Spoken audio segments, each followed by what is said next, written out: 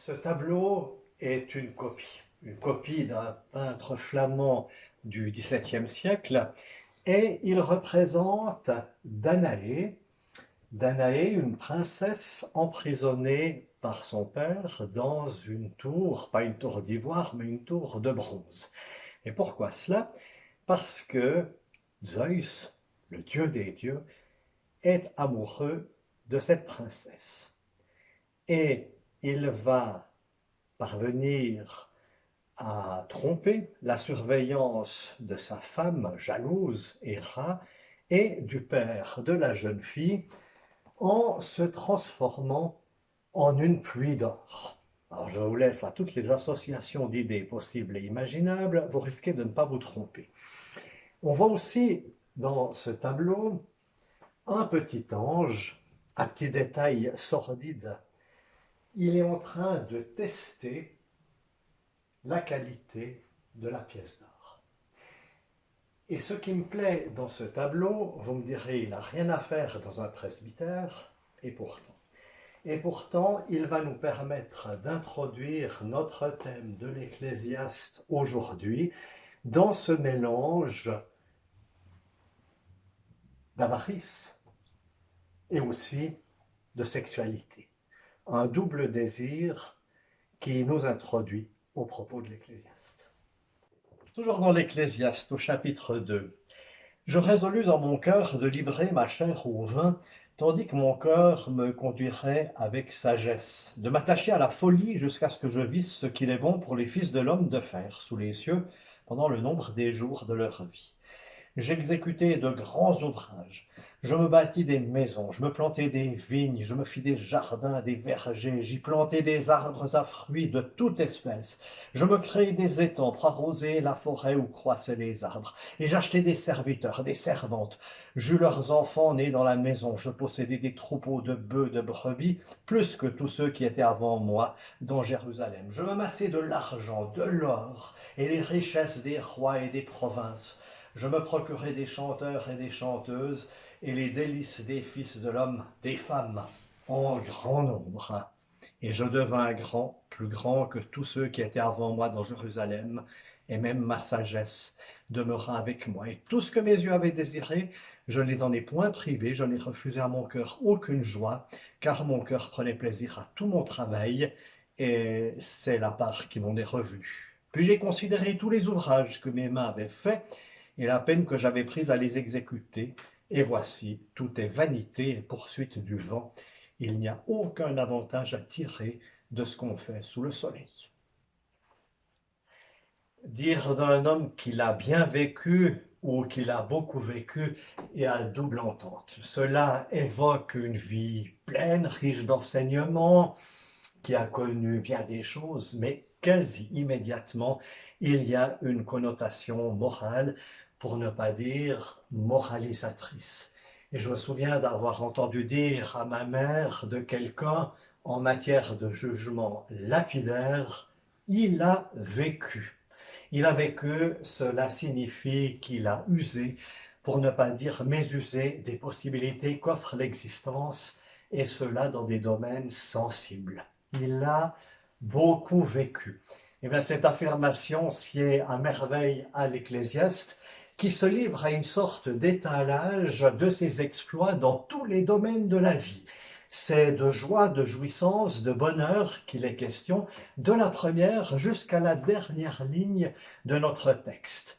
Quête du bonheur par une recherche d'accumulation, accumulation de construction, d'expérience, et que sais-je encore. Alors évidemment, pour nos protestants, cela est un petit peu suspect. Vous savez bien que du côté du protestantisme, cette quête du bonheur, elle est extrêmement relativisée, et nous donnons parfois une véritable caricature. Le protestant puritain qui se complaît dans le mauvais goût, qui s'interdit toute forme de plaisir, un certain art de vivre protestant qui perdure et qui prête à rire. Je lisais encore un manuel de savoir-vivre qui a été édité il y a quelques 20 ans et qui consacrait tout un chapitre aux mœurs genevoises et protestants. et les mots expressions reviennent sans cesse, c'était recevoir vilainement, chichement ses hôtes quant au boire et au manger, quantité exacte et convenable de nourriture, apéritif jamais corsé, plutôt à l'eau, bon marché, extrême ladrerie, pleurs misère, un sucre ou pas de sucre? Je pose la question, qui oserait supprimer tout l'agrément de notre vie? Nous aspirons à cette totalité de contentement, de satisfaction qu'est le bonheur. Qui oserait nous dénier ce droit? Eh bien, précisément pas l'Ecclésiaste. Et le cheminement de sa pensée nous réserve bien des surprises. Pour l'Ecclésiaste, le bonheur est certes une vanité, une buée, quelque chose qui passe, mais c'est tout ce à quoi l'homme peut aspirer. Et il est en train de nous présenter une expérience royale d'existence. La condition humaine portée à son extrême, elle nous est décrite. Nous assistons à l'examen critique de cette expérience royale de vie. Ce n'est pas de l'existence d'une humanité amoindrie ou intriquée qu'il est question, mais une expérience qui va jusqu'au bout. Et je me suis dit en moi-même, nous dit l'Ecclésiaste, allons, et que je t'éprouve par la joie, que je goûte au bonheur. Et l'Ecclésiaste relate par le menu ses expérimentations. Le sage veut nous faire voir ses expériences et il veut voir s'il a accédé au bonheur. Il veut explorer toutes les sources d'où l'on peut croire que jaillira le bonheur.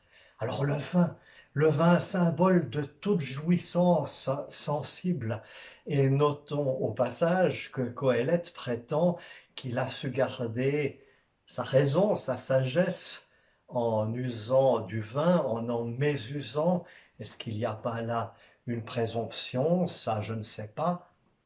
L'Ecclésiaste se jette ensuite à corps perdu dans les grands travaux, l'activisme, la gloire, la richesse des peuples qui parvient jusqu'à lui.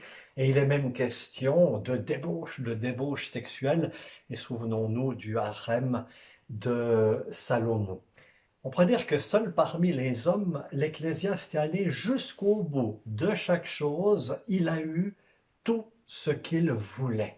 Et finalement, il n'a pas eu ni le contentement, ni la satisfaction. Tout cela a buté contre la mort et a manifesté la précarité, la fragilité de cette recherche qui subsiste pourtant. L'Ecclésiaste dénonce toute forme d'activité trop ambitieuse qui se croit un but en elle-même et qui oublie qu'elle peut être balayée en un clin d'œil.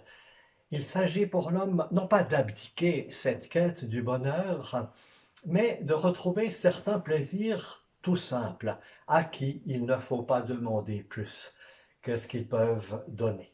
La plus belle fille du monde ne peut donner que ce qu'elle a, dit-on de façon un tout petit peu grivoise. Il n'y a pas de lien nécessaire entre le déploiement d'activité, d'ingéniosité et le bonheur. Mais ce n'est pas une raison de sombrer dans le désespoir. Si la déception couronne la quête anxieuse et fébrile du bonheur, eh bien le seul bonheur digne d'être savouré est celui qui se présente de lui-même. Il faut être heureux de ce bonheur simple, élémentaire, sans fuite dans l'illusion ni dans la sophistication, sans espérer que demain sera beaucoup mieux que hier, sans vouloir chercher à tout prix à fabriquer un bonheur inattendu, inespéré, parfait. Le bonheur ne serait-il pas cette halte intérieure où la vie nous sourit, où tel et tel événement, telle ou telle chose nous rend la vie aimable, appréciable au plus haut point. Et en ce moment, nous comprenons que la vie est un cadeau que Dieu nous fait. Elle n'est donc pas un simple phénomène, un destin, moins encore un malheur suspendu au-dessus de nos têtes.